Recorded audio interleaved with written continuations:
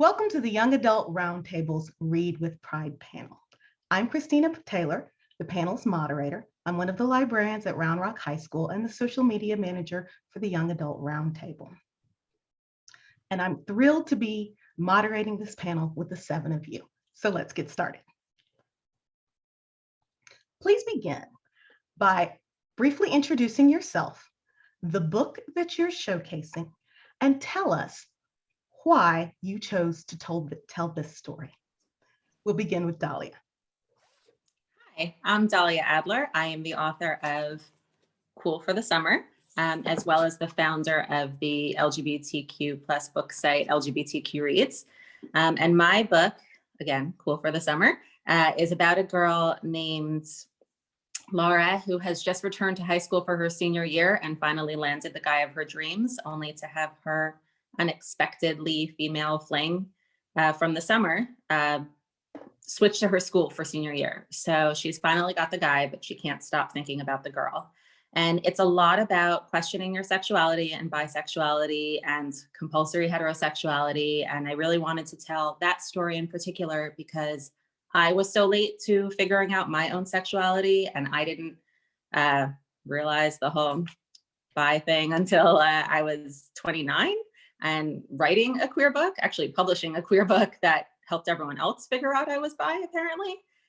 They then kindly told me, and that was something. So it was a bit of a journey. So I thought it would be really cool if I could, in a way, go back and do that differently and know myself earlier. And so part of me kind of hopes I give someone else the tools to do that with Cool for the Summer. Part of it is admittedly me getting to do that for myself. And part of it is just fun. It's told in 2 different timelines, one set in the now in a New York suburb, kind of like I live in, and the summer is told in the Outer Banks, which is one of my favorite spots I've ever been for vacation. So it's a lot of fun and it's very beachy, but it is a lot about identity and a journey. And I really hope that it finds its readers who need something like that and need to know there aren't always signs leading up to it. You don't have to have known since you were 5. It's still legit. You can have all these kind of questions. You can still have questions at the end. And yeah, I'm really excited to have it out in the world soon. And now I'm going to hand it off to Mike Curato. Thanks, Dahlia. Hi, I'm Mike Curato. I am the author and illustrator of Flamer. It is a young adult graphic novel about a kid named Aiden Navarro, who is a half Filipino, half white, chubby kid who's 14, and it's the summer before he starts high school, and he is away at a scout camp, feeling feelings. So Aiden is dealing with kind of juggling friendships and bullies.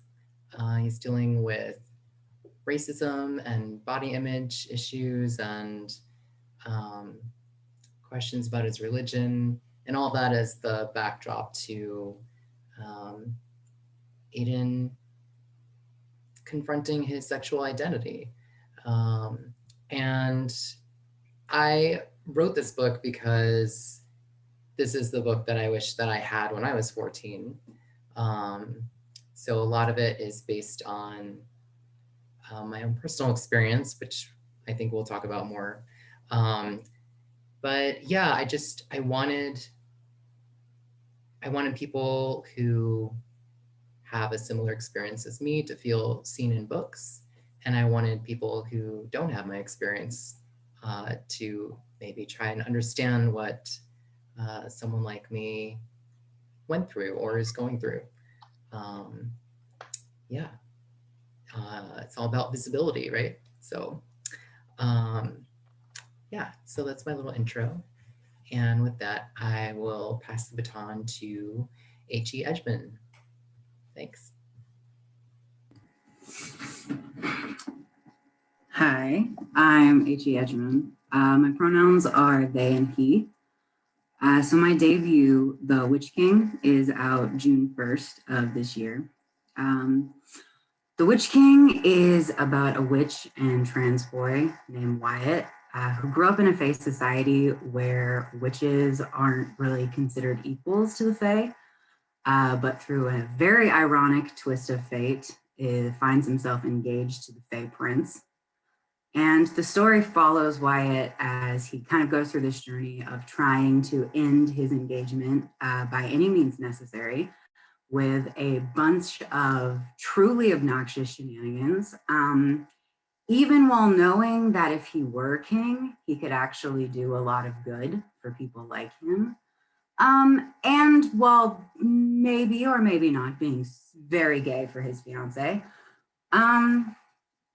So throughout his life, we see Wyatt experience a lot of trauma stemming from growing up in a place where he feels like an outsider. He doesn't really have a network of support.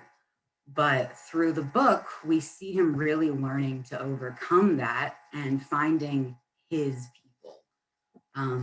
Found family and healing from the things that happen to us when we're kids are huge parts of his story. And it's through both of those things that Wyatt is really able to embrace his power as a witch and kind of step fully into himself. So in that way, it's a fantasy, but I think that it's also a big metaphor that'll feel really familiar to a lot of people, especially queer people who grew up or are currently growing up in environments that don't really support their most authentic selves. And I want people to know that a happy ending is always possible, even if you have to burn down the systems that you're in and build one from scratch for yourself. So with that, I will pass it off to Lynn Rubin. Thank you so much. Hi, my name is Lynn Rubin. I live in Brooklyn. I'm a graduate of the New School's MFA Writing for Children and Young Adults program. And my book is Trouble Girls. This is a queer YA reimagining of Thelma and Louise. And I decided to write this book for a number of reasons. First of all, I am bisexual, I am queer, and I wanted to expand upon the kind of sapphic subtext in the original film by Ridley Scott. And I am a huge film nerd. I love film. I studied film studies as a minor in college. And I've always wanted to write like a reimagining of a movie, of a modern movie. And I thought like this would be a great thing because there's so much subtext in the film, but I wanted to create my own story. I wanted to create it in the modern age and have it be with two teenage girls and have it be a little different. I would say this book is definitely more of a tragedy than the film. It's less of a fun romp, but yeah, I wanted to write, and I would pitch this idea to friends and other writers, and they would be like, you have to write that. Like I'm thinking of writing like a sapphic Thelma and Louise, and they'd be like, please write that, please write that. And every time I'd pitch other things, people would be like, what about the Thelma and Louise? And I was like, okay. So that's ultimately why I decided to do it. And it got me the most excited. And I came up with the title. And then I sold it on pitch, and it's all kind of happened really fast, but it comes out June 1st. And yeah, so this is the back, and the girls are like kissing on the back, and I'm really excited. One of the reasons I actually told the art department at Wednesday Books I really wanted the girls to be kissing on the cover if possible, and I'm really grateful they put it on the back cover because I feel like I really want to see more like women loving women openly in young adult literature, and I want it to be them to look happy and together. And so I'm very excited, and it's very important to me that young queer girls and everyone sees this. So thank you. Great. Hi, I'm Ray Stoeve, and my pronouns are they, them. I've previously contributed to Take the Mic, fictional stories of everyday resistance, with a story about a non-binary teen. And my debut, Between Perfect and Real, will be out by the time this panel airs. We'll have been out for 1 week. So it's very exciting. BPAR is about Dean, who is a closeted trans boy and a senior in high school. He's out as a lesbian, and he has a girlfriend and a great group of friends, but he knows that he's a boy. And then when he's cast as Romeo in the school play, that catalyzes his coming out and transition. And I wrote this book because, like a lot of you and a lot of queer authors now, I didn't have any trans representation growing up. I think I can think of like one book, and it was written by a cis person, and the trans person was I think it was, can't remember the name, but the trans person was a side character and their story ended in tragedy. And the queer rep that I had was also pretty limited, and a lot of it usually involved kids getting kicked out or being victimized in some way. And I really wanted to tell a coming out story that didn't hinge on tragedy, and that also felt realistic and nuanced. For Dean, like, he goes through a lot in the story. He has to figure out who he is and come out to all the people that he loves and confront a parent who's unaccepting and a bullying classmate, but he also gets to like have fun with his friends and have cute dates with his girlfriend and go to the park and joke around with his best friend Ronnie and go to an all trans community house. And I don't know, it was important for me to like say that, like, yes, there's struggle, but there's also a lot of joy in being queer and being trans. And it was also important to me to show like the range of queer experiences. So Dean has a group of friends who are mostly queer.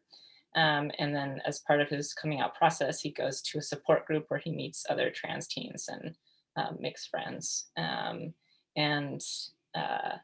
My hope for this book is that it's going to feel like a friend to the people who read it. I'll hand the baton off to Aiden Thomas. Hello, my name is Aiden Thomas. I am the author of Cemetery Boys, which is my debut novel. And I like to call it a Latinx ghost story turned rom-com. And it's about Yadriel, who is a trans boy trying to prove himself to his family and his community of brewhecks that he is a real brujo. But because he's trans, they're not convinced that traditional rites of passage will work for him. So determined to prove them wrong, Yadriel goes through the ceremony on his own and accidentally summons Julian Diaz, the resident bad boy of his high school. And the story unfolds with Yadriel and Julian being stuck together until they find out what happened to Julian, and he lets Yadriel release his spirit to the afterlife. And gosh, when it comes, there's like two answers for why I chose to write this story. The fun one is that I really like paranormal romance, and I wanted to have like a boy kissing another boy who was also a ghost. Like, that was really fun for me. As like a hardcore, like early aughts paranormal romance, like junkie, like that is where this heart story came from. But the more like official answer is that growing up, I never saw myself in media. According to books, TV shows, and movies, people like me, specifically trans and Latinx and queer, just didn't exist. And so when I wrote this book, I wanted to be able to like have a book that was, I guess, for me and my younger self, but more importantly, I wanted to have one that other young readers could see themselves in. Like, that was really important to me, to have that representation, especially for kids of color. That was really important to me. And yeah, it was really strange because I didn't kind of set out to write this book that would be like, people say it's like paving the path, which I absolutely hate, because people have been writing stories like these, they just haven't been published by a big five. And so it's been really, really gratifying and special to kind of enter into this dialogue and this conversation that's already been there, and to be able to add to it and to be able to shine a light on it more. And that's been so incredibly gratifying and exciting. And instead of paving the way, I like seeing it as like me like wedging myself into the door and then sneaking in as many people with me as I possibly can. And I think that's been like the greatest part of it, is creating that community and finding that community and really being able to encourage and harness and support each other. It's been incredible. And I'm very lucky to be here and so appreciative. And yeah, so let's pass it over to Trung. Hello, everyone. My name is Trung Le Nguyen, and my pronouns are he, him, and they, them. My debut graphic novel is called The Magic Fish. It came out last October, and I'm real excited about it. It is sort of it's the book that I've always wanted to make. And to be perfectly honest, the reason why the book, well, I should probably tell you what the book is about before I go on about its context. So the book is about a mother and a son who are trying to communicate the nuances of their lives to each other. The protagonists are Tien, who is a 13-year-old Vietnamese American boy who's grown up mostly in the United States, who's discovering things about his sexuality and about the ways that he wants to experience the world. And he wants to share that with his immigrant mother, who does not have quite as strong a grasp on English as he does. And since they don't have a common language to express the nuances of queerness, he and his mother decide to go to the library and pick out fairy stories to read to each other before bed so that they could shore up their English skills and hopefully communicate their priorities to one another. It is a story that is very near and dear to my heart in that I also kind of have a very special relationship with libraries, and I love fairy tales quite a lot. And so the arc of these two characters are interwoven with three different fairy tales. They're sort of comparisons. There are two Cinderella stories, one European variant, the Vietnamese American, or the Vietnamese version of Cinderella, and The Little Mermaid to wrap it up. And the point of the story is to sort of convey the sense that oftentimes when we tell stories, the content of the stories might actually have echoes in stories that have been told before. Stories have lineages the way that people do, and they kind of change, their priorities shift depending on where stories find themselves in the world. And so the stories that we tell are oftentimes about ourselves. They reveal ourselves to the people who are consuming the stories, who are taking them in. And they're a really great way to sort of pass down our sentiments and our values to each other. And I think that's a sort of really wonderful way to think about how we like interface with our readers as well. And I gave myself permission to be as confessional as I wanted with this story. I also specifically wanted to tell a queer immigrant story that didn't hinge on trauma or the edification of our experiences to readers outside of our immediate experiences. Because quite often there is this responsibility that queer and immigrant authors or authors of color or women like feel to kind of make stories that are issues books that are meant to kind of give people a sense of what that experience is like. And I wanted to tell a story that demanded people's empathy without having to edify to an audience. And so the priorities are always going to be centered on the experiences of the characters within them. And so Tien's struggle with coming up with a language to express queerness to his mother, and his mother's struggle to express her experiences to her son as well, are kind of the heart of the story. And I wanted to make sure that the ways that the characters' perspectives and the ways that they viewed the world were honored through their through the expression of their like visual vernacular and their visual imaginations as well in this graphic novel. Yeah. And so I'm going to pass it back over to Christina, our lovely moderator, for our second question. Thank you, Trung. So as each of you told us about your stories, you each touched on the ways in which at least some part of yourself, some part of your own story featured in these. And so I'm going to ask you to elaborate on that. If you will tell us a bit more about how much of yourself is actually in these stories. And what did you learn in the process of writing them? So again, we'll start with Dahlia. So, I shared a lot about how I was late to it. So that part of me is very much in here. In the case of Cool for the Summer, late for Laura is 18. I mean, in comparison to 29, that's nothing. But that's, sort of the upper limit of YA. Or close to it. And I wanted her to still be in high school. But as for the rest and tied into what I learned, I would say for me, writing and specifically writing queer sapphic literature is kind of continuously a lesson for me in, I don't want to say like what I wish I'd had, but experiences I could maybe have had. I don't know. It all feels like opening doors to, I don't know what. But the biggest one for me is there's a particular coming out scene in Cool for the Summer that I have never gotten to have. And I learned from the fact that every single time I read this book, I cry at that scene, that I still really want to have it. I will not share my age here, but needless to say, I'm like a little old to be crying at my own scenes over and over again. And I feel like I am too old to, feel like I can't do that when I can write a character who can.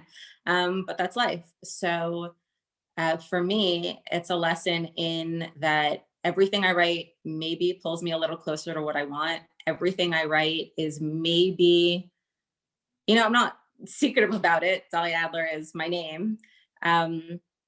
It's out there for anybody in my life who wants to read it and wants to divine why I write this. I know for a lot of people I grew up with, and I am still religious and I grew up religious, and, there was sort of gay and straight and nothing ever in between. Bisexuality was kind of like an abstract word that I guess we theoretically knew, but, it wasn't a concept I considered exploring when I was younger.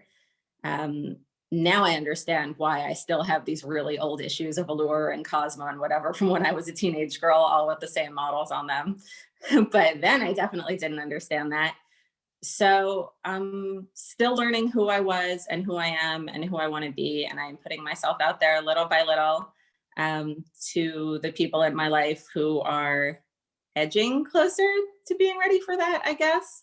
I don't know. So anyway, any kids watching this, you are never too old to go through this drama, and never too old to have those feelings, and never too old to be confused, and never too old to still be working it out. That doesn't mean you won't when you're younger, but if you're still doing this when you're older, know that not only aren't you alone, but you can write a book about it and be on a panel about it and share your life with the world. I think that's enough from me on that. So I am going to pass it over to Mike. And yes. Yes to all of that. Yeah, I put a lot of myself into Flamer. It is, you could say, semi-autobiographical. It's kind of my deconstructed past put back together in a way that maybe makes more sense as a story. And I like to think of Aiden as a more courageous version of my younger self. And I've said this before, but it was the easiest and hardest thing I've ever made in my life. Easy because I was just pulling from this endless bank of material, I guess. But very hard to actually be in that headspace sometimes. I mean, there's joy in the book for sure. And there is trauma also. And I don't usually fess up to this part of the book happened to me and this part of the book didn't happen to me. But something that I share in the afterword is that when I was 14, I did deal with suicidal ideation. And that is a fact that I very much own, that I am very aligned with Aiden, spoiler alert. And I think it's important for me to share that. Like, I want my readers to know that about me, because it's hard living the trauma, it's hard reading the trauma, but it's important to know, like, that I got through the trauma. And for as much as I'm still healing from that trauma, I'm in such a better place than I was. So yeah, I mean, that's just about as personal as you can get, right? So this is very different than any other book I've made. I usually make picture books for children, a little less drama. But, you know, there are fart jokes in here too. You know, Aiden has fun also. And I love to laugh. And I think that my laughter and my joy I found by dealing with my traumas, and I'm hoping to pass hope on to readers, and that's why I put myself into this book. So I will pass it along to HE. Thanks.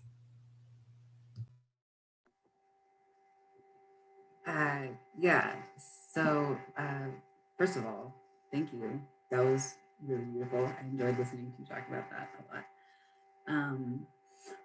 So there's a lot of me. I have joked with many friends that Wyatt is just like me projecting. And I think in a lot of ways, he is a far from perfect character, but he is brave and sure of himself in so many ways that I wasn't as a teenager that I wish I had been. But one thing that I learned while writing this book, so when I first started writing The Witch King, I definitely knew that I wasn't cis. I knew that I was trans. I knew that I was non-binary. I was out to myself. I was out to the people closest to me. I was out in like sort of my online circles and like these safe little trans-friendly networks that I had curated. But gender to me was a very kind of thing. When the book sold and was announced in the beginning of 2020, I knew that there would be questions about my identity, and I sort of sat with that for a while, and then quarantine happened, and I really got to sit with myself for a while. And I think eventually, as I was revising the book and sitting in my house a lot, I came to this realization that I had convinced myself for years and years and years that gender was something that I didn't really care about, and it didn't really matter that I wasn't out to more of the people in my life, more of the people around me, because I didn't really care about it. And that wasn't true. I did care a lot. I was just terrified of the reactions that it would receive. So over the course of 2020, I did end up coming out more fully, I guess. And I was living in the Deep South at the time, and a lot of the people that I was surrounded with were not super happy about it at the time. And, you know, without like going into too much about it, I did lose people in my life. And at this whole time, I'm working on revising this book about a boy who is very much grieving these people in his own life who don't see him as their equal and who don't accept him for what he is, and who has lost so much, but who has gained so much along in the process. And I somehow realized that I had written the exact book that I needed before I even knew that I needed it. So that was pretty cool. It was a pretty amazing realization. And with that, I will pass things along to Julia. Thank you so much. I love hearing all your stories. Thank you for sharing. I guess for me, I do relate to Dahlia in the sense that I didn't come out at 29, but I came out 24, 25 as bisexual. And it took me a really long time to accept that part of myself, to admit it to myself. But I think more than that, Trouble Girls deals with trauma. And I haven't been through the exact same things that my main character Trixie has been through. I like to fictionalize my trauma, and I mean really fictionalize. Like, people read my short stories that are very dark or my novels and be like, did that happen to you? Like, my dad called me once and was like, I'm so sorry, honey, did that happen to you? And I was like, no, that specifically didn't happen. But Trixie deals with a lot of rage, a lot of anger, a lot of pain. And when I was growing up and I was a young teen, I was very depressed. I was very enraged. I was suicidal. I was, there was a lot of anger in me. And the book starts out with just her anger projected onto the page, where she's just disgusted. Like disgust is like, and anger is like the first.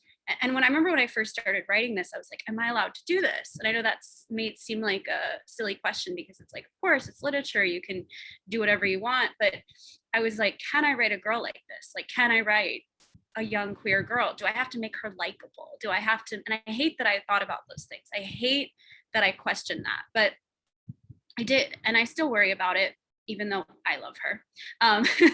But I was like, I'm just going to go for it. And so I just wrote this really intense voice. This voice just kind of came out. And I ended up fictionalizing some of my own family trauma, not literally, but in my own way through this book.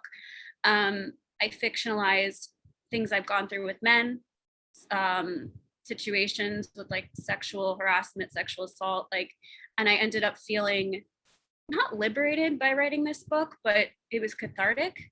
And I think that I didn't expect to feel like vindicated or anything, but the book was heavy. It was emotional to write. It was, I think someone else said, and I completely agree, it was like the hardest and easiest thing. And it was like pouring myself onto the page.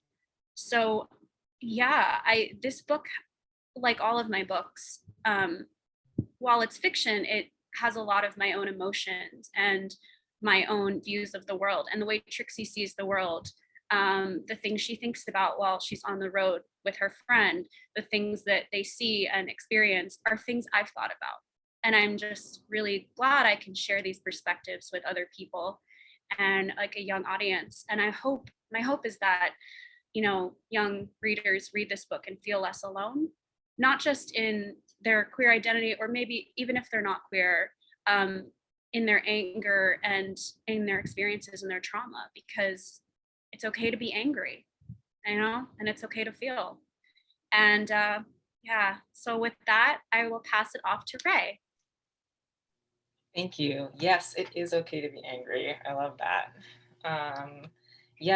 So for me, like Between Perfect and Real isn't autobiographical really in any way, except for none of the scenes in the book actually happened to me, but the feelings and the experiences are very much drawn from my own. Like the questions that he has about being trans and about his gender, like how it feels to wear gender affirming clothes for the first time, or like the struggle of trying on binders, and like the anxiety of coming out. A lot of that is drawn directly from like my own internal experience of my gender. And then for me, the things that are more like directly like drawn from my life are the location of the book and its settings. And setting is really important to me. And I live in Seattle, I'm from Seattle, and the book is set in Seattle. And the places where Dean spends a lot of time, Carkeek Park, Best Cafe, are places that I spent a lot of time as a teenager. I put in a scene at a spoken word performance as sort of like a direct homage to my experience in that community, and the voice that it gave me to kind of work through my gender stuff. And then there's a queer purple house in the book, community house, and that's also a nod to the community houses that have been like a really important part of my adult life, including living in a purple house that was an intentional community of sorts. And so it's like, I really resonate with what Dahlia was talking about, with, in a way, like wanting to go back and give your younger self, like revise things in a way of like, this is how it could have been. And that definitely was like the seed of this book for me, was wondering like, what would it have been like if I had been like cognizant of gender in high school? I was very much a theater kid. I actually was in Romeo and Juliet. So I guess that is directly drawn from my life. But I was not Romeo, I was a henchman. And that was great because I got to learn stage combat. And yeah, just wanting to just like in a way relive a different experience, or like give myself that experience. And I did learn a lot. When I was thinking about this question, I was thinking a lot about like technical aspects of like how I basically learned to write a book with this book, and did like multiple rewrites and found my own writing voice.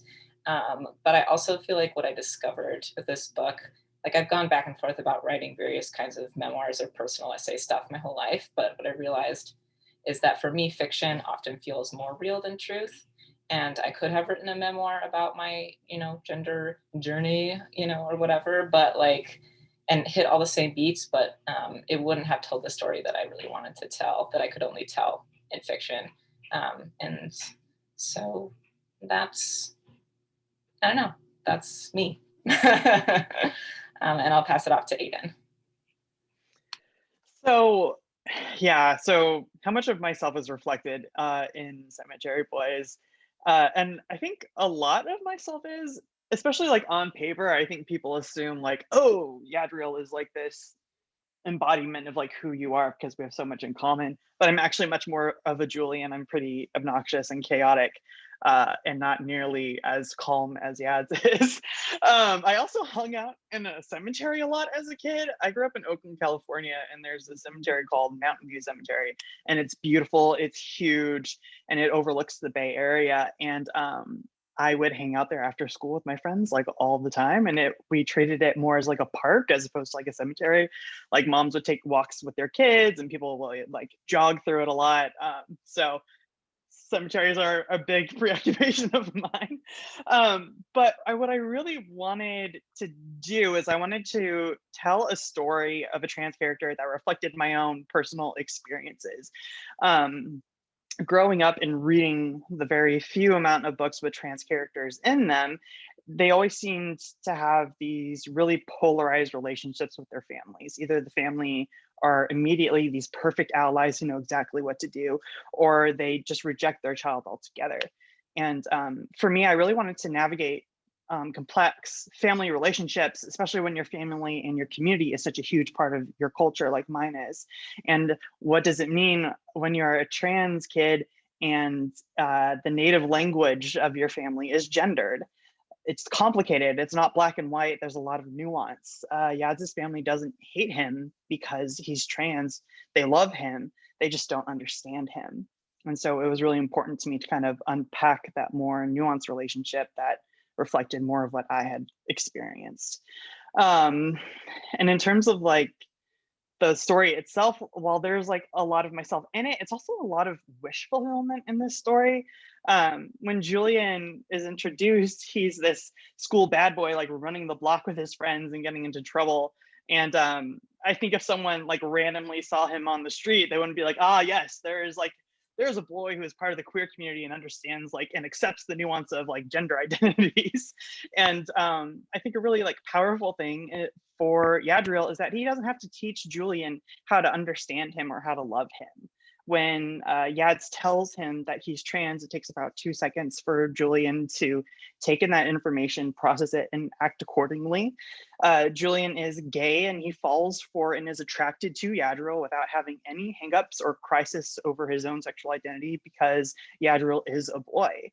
And meanwhile, you have Yadriel who's spent years trying to teach his family to do the same, and it catches Yadriel completely off guard. The only thing he has to explain about himself to Julian is like this magic system of Brewhex that suddenly Julian is just learning exists. And it was really important to have a love interest that showed trans kids that they are worthy of being loved and for exactly who they are and without turmoil. And I think while writing Cemetery Boys, because it's my like the first book that like came out and was published as my debut, it taught me to not be scared, that I could write a character like me and that people would read it and want it, especially young queer readers. And I think that was incredibly empowering. And so yeah, Cemetery Boys has a very special place in my heart. And I'm going to pass it off to Trung. Oh wow, everybody has such wonderful reasons for telling their stories. Yeah, I did put a lot of myself in the Magic Fish, but not so much in the events that actually happen, but kind of in my interests and what my kind of storytelling priorities are. I wanted to write a story and create a graphic narrative that prioritizes other people's visual imaginations. I wanted to take a look at what the characters think the world looks like, or the things that make them sentimental. And so the telling of fairy tales is something that is really important to me in that respect, because it tells you so much about people's priorities and like what they want and what they like and what they desire and what they're afraid of.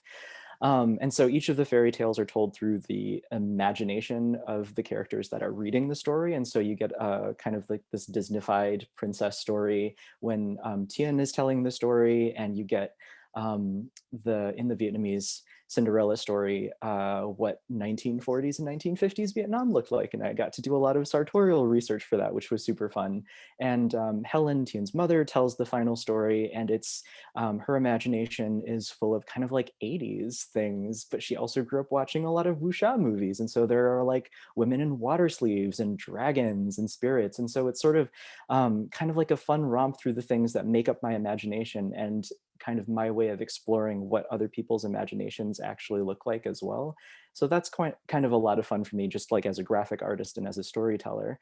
But the other kind of storytelling priority for me was that I had a pretty clean and comfortable coming out experience, which I found to be kind of like like it made me feel like a little bit of an outlier, because I went to parochial school for my entire life, and my parents were very stern and strict immigrant parents who expected a lot from me, but my coming out experience was actually quite warm. Um, and I noticed that in a lot of the literature that I was going through before I decided to come out to my parents, there were a lot of stories that are rooted in trauma, and there still is, and those stories need to exist. But I think one of the struggles that queer authors go through is like, how are we responsible for helping to manage the expectations of our young readers? And I needed to kind of let go of that a little bit, because young queer people know the world is going to be difficult for them. They don't really need reminders, but having stories that affirm their trauma is really important. But I also wanted to write a story that highlighted that maybe you should be able to expect your caretakers and your guardians to care for you and to love you and to protect you. And if they fail to do that, and if they fail to show up for you, you should be angry, because that's the part of you that loves you and wanted better for you. So I think telling a joyful coming out story, a story where a guardian or a caretaker was really intentional about trying to find the words to make sure that her child knew that she loved him, was really important for me to put out into the world, kind of just as a queer author.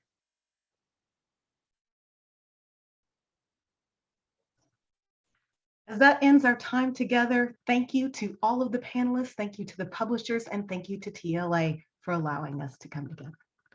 Have a good evening.